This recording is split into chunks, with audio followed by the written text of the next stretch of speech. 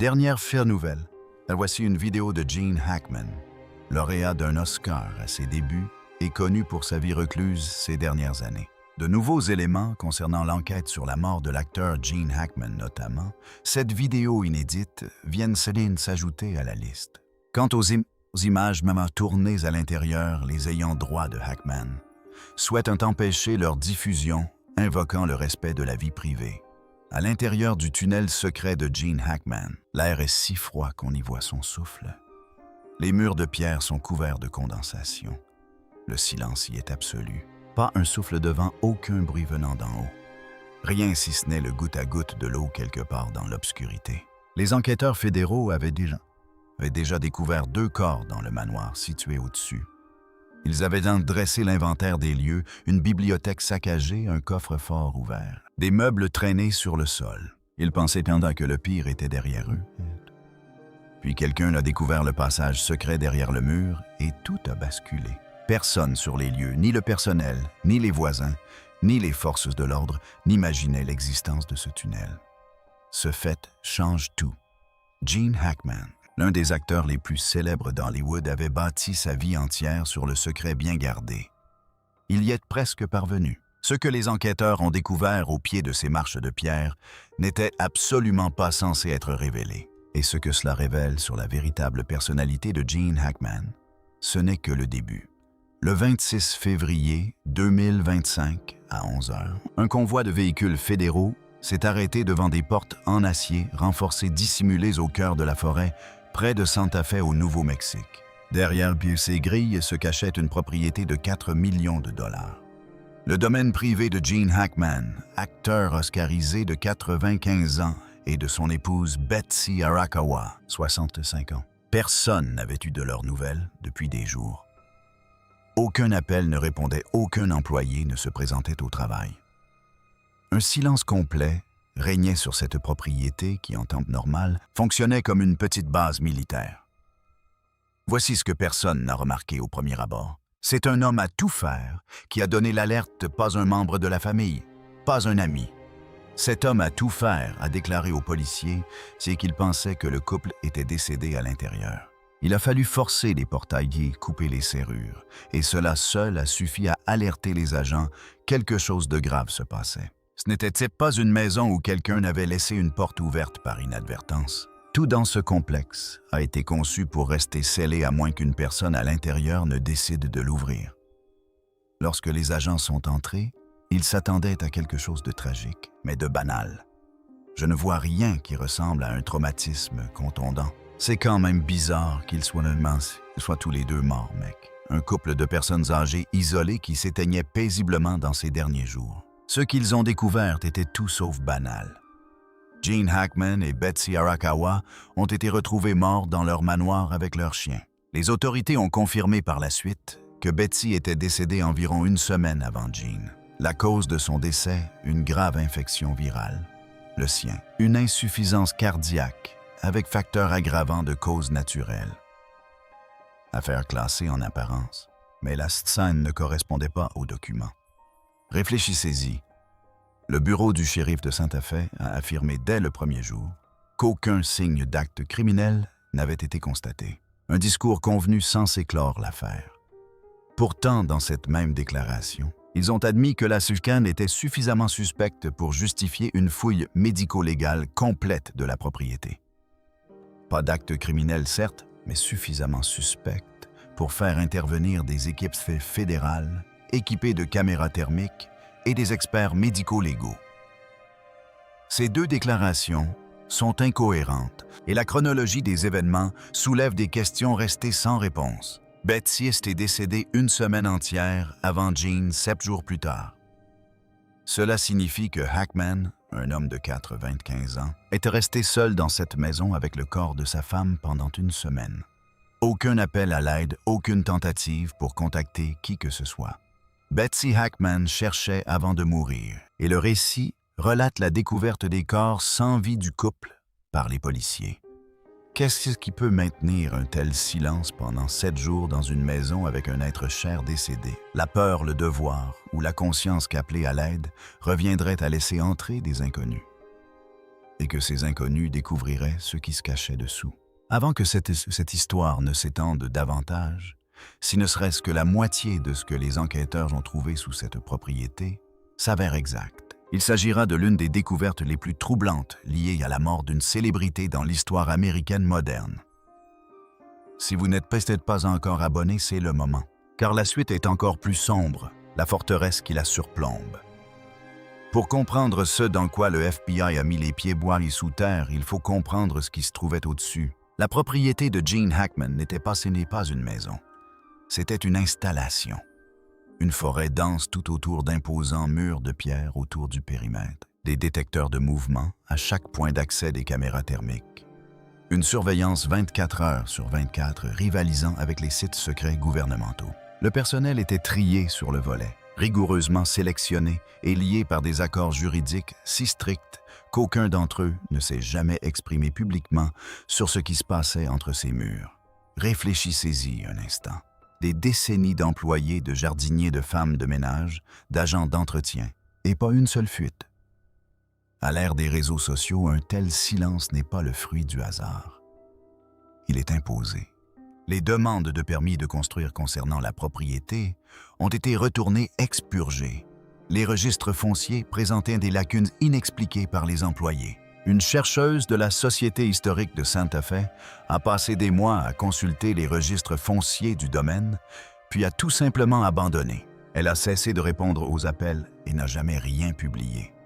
Personne ne sait ce qu'elle a trouvé, ni qui lui a demandé d'arrêter ses recherches. Voici ce à quoi personne ne s'attendait en franchissant enfin ses portes. L'intérieur était époustouflant.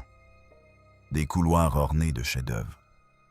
Chefs-d'œuvre originaux des meubles datant de plusieurs siècles, des lustres dont on dit qu'ils ornaient d'anciens palais. Des jardins regorgeant de spécimens botaniques si rares qu'on ne les trouve que dans moins d'une douzaine d'endroits sur Terre. Elena Vasquez, docteur en histoire de l'architecture à l'Université du Nouveau-Mexique, a par la suite participé à l'évaluation de la propriété. Lors de sa première visite des plans, elle resta sans voix. Puis elle déclara: « J'ai étudié des propriétés dans tout le sud-ouest. Celle-ci était conçue comme un musée construit à l'intérieur d'une enceinte militaire. La beauté était indéniable, mais les mesures de protection l'étaient tout autant. Cette situation ne se produit que si quelqu'un protège quelque chose de précis. » Elle avait raison. Les images de la caméra corporelle diffusées après une rare décision publique du juge montraient les adjoints du shérif entrant dans la demeure. Le silence est immédiat et pesant, mais ce qui perturbait les agents n'était pas le silence en lui-même. C'était la preuve que quelqu'un s'était affairé avant leur arrivée. Des meubles traînés sur le parquet des livres sortis des étagères et mal rangés des tiroirs entr'ouverts, le coffre-fort d'une chambre ouvert et vide. Quelqu'un avait fouillé cette maison de fond en comble à la recherche de quelque chose, ou pour le cacher. Puis des agents pénétrèrent dans la bibliothèque. La descente. Derrière un pan de mur de la bibliothèque privée de Hackman, dissimulé avec une telle précision qu'on pourrait y passer 1000 fois sans rien remarquer. Des agents fédéraux découvrirent un mécanisme caché. Ni une étagère à charnière, ni un loquet derrière un tableau. Il s'agissait d'un point d'entrée conçu de toutes pièces, nécessitant une séquence d'activation spécifique. Celui qui l'a construit voulait qu'il soit invisible à quiconque ignorait son existence.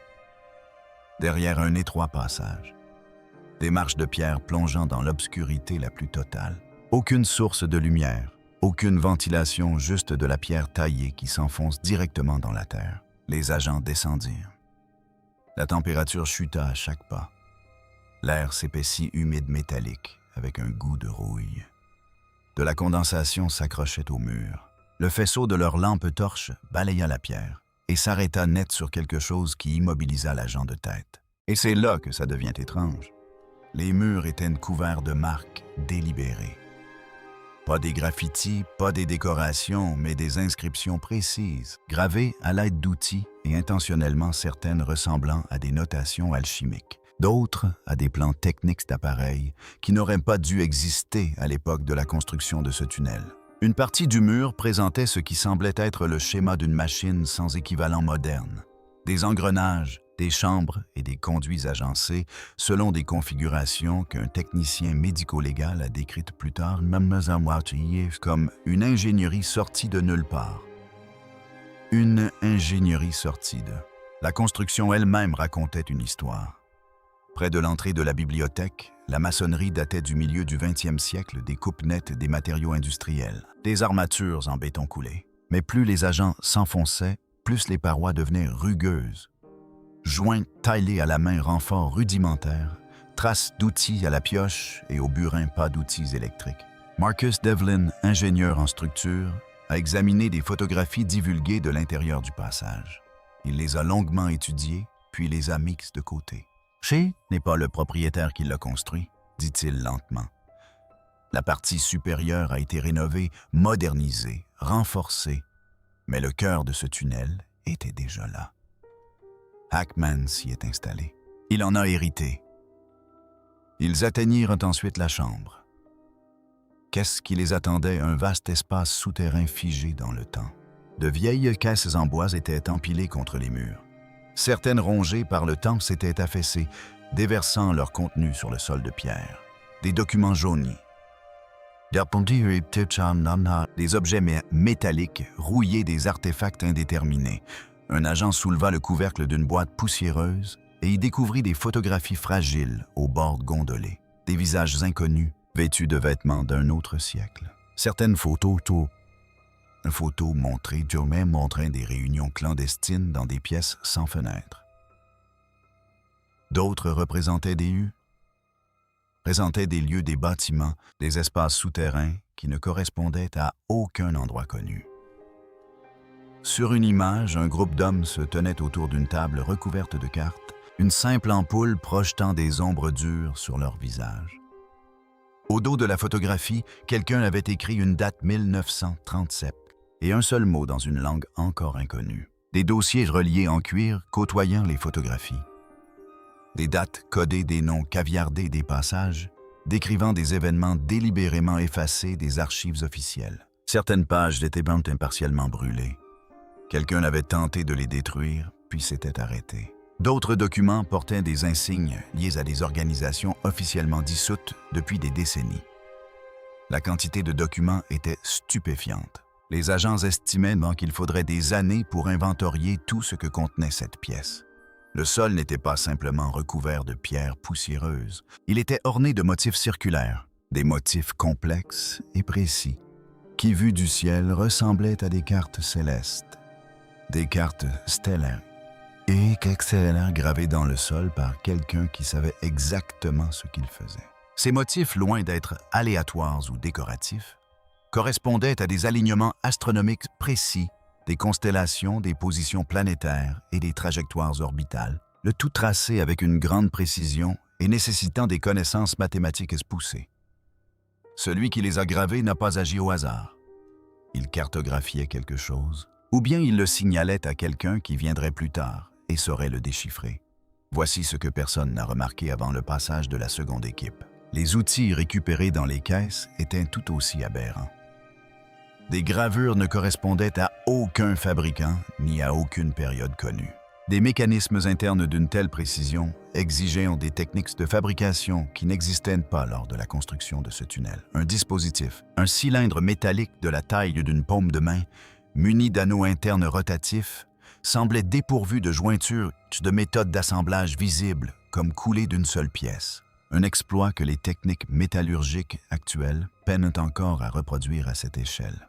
Le docteur James Whitfield a passé 19 ans comme analyste médico-légal au FBI, traitant des preuves classifiées avant de prendre sa retraite. En examinant les détails publics de cette affaire, sa voix a changé, s'est faite plus basse. Quand une agence devient aussi silencieuse, aussi vite, cela signifie deux choses, a-t-il dit. Soit ils n'ont rien trouvé et ils sont embarrassés, soit ils ont trouvé quelque chose de tellement important que la question de la divulgation dépasse désormais le cadre de l'équipe d'enquête. J'ai vu les deux cas. Cela ne ressemble pas à de l'embarras. Le territoire qui entoure la propriété de Hackman ne se résume pas à des galeries d'art et à des couchers de soleil sur le désert. Los Alamos berceau de la bombe atomique se trouve à 2 pas. Les essais nucléaires du projet Manhattan, les recherches secrètes sur les armes Master 7 sur les armes, tout cela à quelques minutes en voiture de chez Hackman. Depuis des décennies, les habitants parlent de de bunkers souterrains creusés dans les mesas. Une infrastructure conçue pour abriter les élites gouvernementales en cas d'effondrement de la civilisation. Des demandes d'accès à l'information n'ont confirmé que d'importants travaux souterrains ont eu lieu ici pendant la guerre froide. Quelle était son ampleur, c'est encore classifié. Richard Payne est un consultant retraité du département de l'énergie qui a travaillé sur des évaluations d'installations dans le nord du Nouveau-Mexique au cours des années 1990. Il choisit ses mots avec soin. Sous ces mesas, il existe des systèmes conçus pour survivre à la surface, dit-il. Certains ont été mis hors service, d'autres scellés, d'autres encore tout simplement oubliés, effacés de tous les registres officiels. Voici le détail qui change tout l'acier de ce tunnel était de qualité militaire. L'espacement des rivets correspondait aux techniques de construction des installations gouvernementales de haute sécurité des années 1950. On ne construit pas une cave à vin comme un coffre-fort de banque. On ne scelle pas un entrepôt de l'intérieur, mais un embranchement oublié d'un réseau gouvernemental classifié, ce qui change complètement l'échelle de ce à quoi nous avons affaire. Les voisins qui avaient remarqué quelque chose d'étrange ont toujours senti que quelque chose clochait. Margaret Calloway, propriétaire du terrain voisin depuis 22 ans, parle encore de ces bruits de vibrations à basse fréquence vers 2 ou 3 heures du matin. Ce n'était ni de la plomberie ni du chauffage, mais plutôt un bruit industriel profond. « On le sentait dans les côtes », disait-elle. Elle en a parlé à Hackman une fois de l'autre côté de la limite de propriété. Il lui lança un regard qu'elle n'oublie pas. « Il y a des choses qu'il vaut mieux laisser sous terre, » lui dit-il. Sur le moment, elle en rit. Aujourd'hui, elle ne rit plus. Un géologue à la retraite, Frank Delcois, qui habitait 2 propriétés plus à l'est, confirmant indépendamment les vibrations. Un été, il installa un sismomètre portable. Les relevés ne correspondaient à aucun rythme naturel, ni à aucun mouvement mécanique, ni à aucun fonctionnement régulier sous terre. Il déposa une plainte pour nuisance sonore auprès du comté en 2019. L'affaire n'a jamais été poursuivie? D'autres se souviennent de camions banalisés, arrivant à la nuit tombée et repartant avant l'aube, les conducteurs dissimulés, sans facture, sans logo, sans laisser de traces. Les anciens employés qui ont quitté le domaine ont tout simplement disparu. Téléphones coupés, réseaux sociaux effacés. Une femme de ménage qui y travaillait au début des années 2000 a confié à une amie, avant de disparaître, qu'elle avait vu des choses qu'elle n'aurait pas dû voir. Elle n'a jamais précisé quoi. Elle est partie avant la fin du mois. Et tenez-vous bien, lors des travaux de rénovation qui ont révélé l'entrée du tunnel, les ouvriers ont découvert un système de communication secondaire câblé directement dans les murs de la propriété. Pas une ligne téléphonique, pas un câble Internet. Un système en circuit fermé reliant la maison principale directement à la chambre souterraine, un câblage antérieur aux télécommunications modernes de plusieurs décennies, mais fonctionnel, entretenu et opérationnel. Quelqu'un avait maintenu cette ligne active pendant des années, communiquant avec ce qui se trouvait là-bas sur un canal impossible à surveiller ou à intercepter. Dans une maison déjà équipée d'un système de surveillance ultramoderne, ce système était totalement invisible, une ligne fantôme. Qui était à l'autre bout du fil? L'homme qui a bâti le silence. Voici ce que l'on oublie souvent de Gene Hackman avant qu'il ne se mure dans le silence, avant qu'il ne disparaisse complètement de la vie publique. Il était l'une des personnalités les plus chaleureuses du cinéma américain. Non pas une chaleur artificielle, mais une chaleur qui donnait aux inconnus l'impression de le connaître depuis toujours. Son coiffeur à Santa Fe a confié à un journaliste local que Hackman venait toutes les 2 ou 3 semaines, s'asseyait dans le même fauteuil et passait 1 heure à parler des romans d'Hemingway et du climat du Kansas de son enfance. Il laissait un pourboire généreux. Ils se souvenaient du nom des enfants de leur âge, de leurs équipes de baseball, et même s'ils avaient été admis dans l'école de leur choix. Au marché local, les vendeurs le reconnaissaient au premier coup d'œil.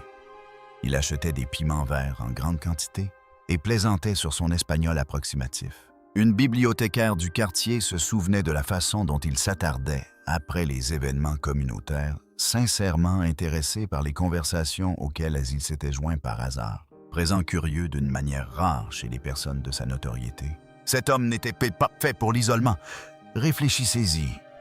On ne se coupe pas volontairement du monde qu'on aime, sauf contrainte. La surveillance, les accords légaux, et sur l'ego, le silence. De tous ceux qui ont travaillé sur cette propriété, les murs, les caméras, les portails scellés, il n'a rien construit par excentricité. Il l'a construit parce que quelque chose tapi sous sa maison l'exigeait. The French Connection a ennemi d'État. Hackman a passé sa carrière à incarner des hommes pris au piège de conspiration dont ils ne pouvaient s'en s'échapper. Des hommes qui en savaient trop. Des hommes qui ont construit des murs parce que l'alternative était pire. Peut-être que ce n'était jamais qu'une simple comédie. La version officielle est qu'il est mort d'une insuffisance cardiaque à 95 ans. C'est plausible, mais cela n'explique pas pourquoi un couple ayant accès aux meilleurs soins de santé au monde s'est complètement isolé durant ces derniers jours. Tu n'as aucun appel médical, aucun contact d'urgence, aucun membre du personnel sur place. L'alarme était toujours active, mais les caméras intérieures avaient été désactivées manuellement. 2 personnes seules, dans une forteresse mourant en silence, tandis que quelque chose scellé à 12 mètres sous leurs pieds retenait son souffle. Voici le détail qui hante tous ceux qui ont travaillé sur cette affaire. L'entrée du tunnel dans la bibliothèque n'était pas scellée lorsque les agents l'ont découverte. Le mécanisme avait été activé récemment. Gene Hackman, un homme d'une 80aine d'années, était descendu dans ce passage froid et humide peu avant sa mort. Pourquoi que vérifiait-il? De quoi avait-il peur? Où? Et c'est la question que personne n'ose poser à voix haute. Se cachait-il de quelque chose qui, il le savait, l'avait finalement retrouvé? La porte dissimulée au fond de la pièce derrière les caisses, les dossiers éparpillés et les cartes stellaires gravées dans le sol de pierre fut repérée par les lampes torches des agents. Une porte en fer encastrée dans la roche sans poignée ni charnières apparentes. Juste une surface d'acier corrodée, marquée de soudures à chaque jointure, scellée de l'intérieur par quelqu'un qui n'en est jamais ressorti. La serrure n'était pas conçue pour empêcher les gens d'entrer, mais pour empêcher quelque chose de sortir. Voici ce que personne n'a remarqué avant qu'il ne soit trop tard pour interroger Hackman à ce sujet. Le FBI n'a absolument rien dit publiquement sur ce qui se trouve derrière cette porte. Aucun commentaire officiel, aucune fuite, aucune information de fond. À une époque où les documents classifiés se retrouvent sur les réseaux sociaux en quelques heures. Un tel niveau de confinement exige une répression active et ce silence en dit plus long que n'importe quelle conférence de presse. Les équipes médico-légales du FBI sont toujours sur place, analysant chaque artefact, chaque document, chaque symbole sur ces murs. Recherche de traces, d'ADN, décryptage cryptographique d'inscriptions. Laissé par des générations de personnes disparues, linguistes, métallurgistes, historiens du génie pré-industriel, astronomes interprétant les cartes stellaires au sol de la chambre. Des mois se sont écoulés depuis la découverte initiale. Dans toute enquête normale, il y a toujours des fuites, des résultats préliminaires, des sources anonymes, des informations confidentielles auxquelles quelqu'un ne peut résister. Ici, rien. Le confinement autour de ce tunnel est plus strict que tout ce qui entoure les décès eux-mêmes. Ce qui signifie que ce qui s'y trouve est non seulement d'une importance historique, mais aussi opérationnellement sensible. Quelqu'un a décidé que le contenu de cette chambre était encore suffisamment dangereux pour justifier un confinement total. Pas en 1950, pas pendant la guerre froide, mais maintenant, aujourd'hui. Sous les propriétés des puissants, sous les forêts, les montagnes et les villes tranquilles que nous croyons connaître. Il existe des portes qu'on n'est jamais censé ouvrir. Gene Hackman en a gardé une pendant des décennies. Il a bâti toute sa vie autour d'elle. Les murs, les caméras, le silence, les accords légaux, le personnel qui disparaît, l'isolement total, une existence conçue pour que personne ne découvre jamais ce qui se cachait derrière. Il a porté ce fardeau du sommet de sa carrière jusqu'à ses derniers instants, et maintenant, il n'est plus là. La dernière personne à connaître chaque couloir de ce tunnel, chaque caisse dans cette chambre, chaque marque sur ces murs a disparu. Ce qui se trouvait derrière cette barrière de fer soudée, 12 mètres sous sa bibliothèque, n'est plus sous sa protection. La question n'est pas de savoir si le FBI sait ce qui se trouve là-dessous. Il le sait. La question est, Qu'est-ce qui pourrait être si dangereux, si fondamentalement déstabilisant, si menaçant pour tout ce que nous croyons savoir, pour qu'ils préfèrent se taire complètement plutôt que de révéler au public ce qu'ils ont découvert derrière cette porte? Hackman était-il le dernier gardien d'un secret enfoui bien avant sa naissance ou son ultime prisonnier? Partagez votre théorie dans les commentaires. Et si vous voulez être informé de la suite de cette histoire, abonnez-vous. À bientôt.